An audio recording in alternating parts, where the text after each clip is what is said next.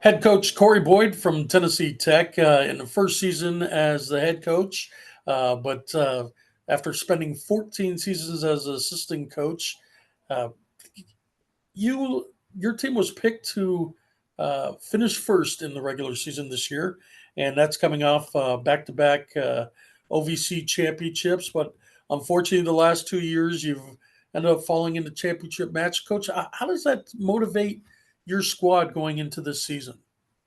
It's definitely something we've talked about. It was one of the first things we addressed in our first team meeting is, where do we want to go? We've had a little bit of success the past 2 years, and what's next? Like, what else can we achieve and continue to seek and try? I'm a very ambitious person, and I have my own desires and wants, but we put it on the team and just said, hey guys, what do you want? And what do we want to be about? And how do we want to achieve it? And how do we plan to achieve it? And so, the girls have bought into that so far, and, it's a long road. I mean, it's going to take some time, but they're up for the challenge, and in the end, that's what we want to do. We want to get to the NCAA tournament and find a way. It was heartbreaking the past 2 years, and in different forms. We had some pretty significant injuries that caught us off guard in both matches. I mean, believe it or not, last year we had a pretty significant injury right before kickoff. That was like just caught us off guard. Not that that's any reason, but it's an extra thing that you're like, man, is this going to happen? But I believe it will, and it's given the time and the direction and the desire. Hopefully, we keep on that track. Well, Coach, what are some of the things that you like most about your team right now, and what are some of their strengths? Well, we're young. I'll say that. We're a young team. We're bringing pieces back, but there's a lot of youth in the team, and that's exciting because they have a ton of energy. But they still have a lot to learn, and but they're up for that. They have a way of training. When we cross the line, we train with intensity. But when we're walking over between sessions and things like that, they're a fun group to be around. But they take things on really well, and the way they do it, they're a joy. We had a recruit yesterday on campus, and they were all about just trying to make that player feel at home, and it's just kind of who they are. We've tried to touch on culture, and that's a buzzword, but just kind of be a good person first, and I think that's enjoyable when you're around a lot of good people.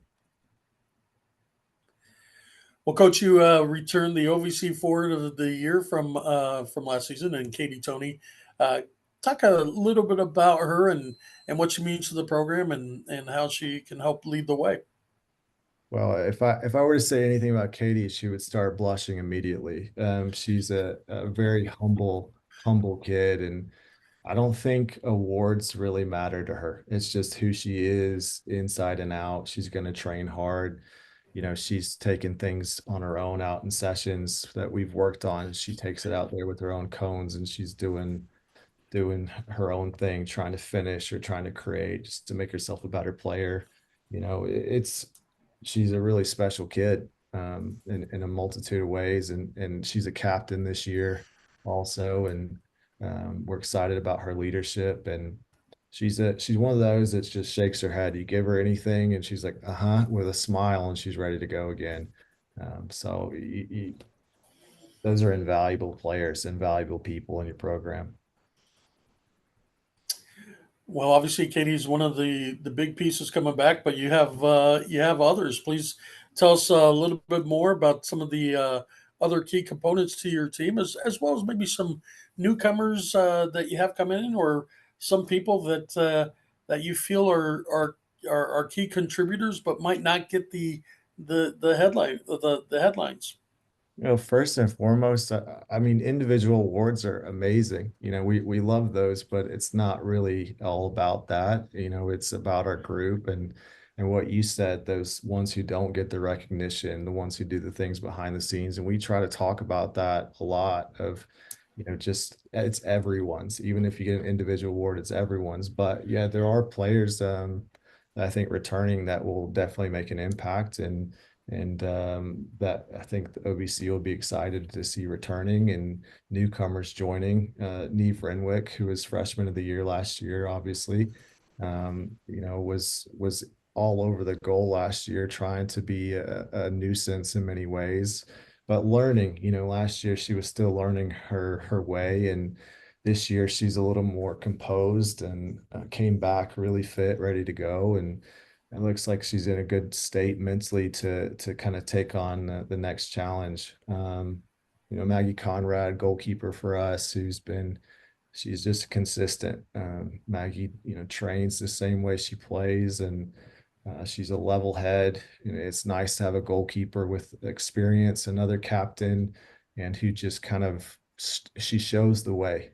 She's kind of quiet, but she shows the way in everything she does.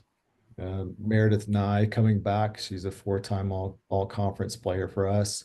Another captain.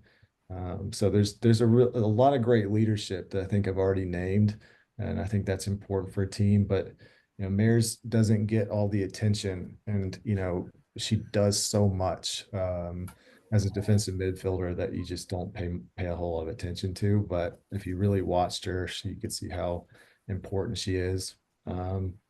And then we added a few players to the team. Lucia Quadra, Spanish player who was at a Division II school prior and a JUCO All-American before that.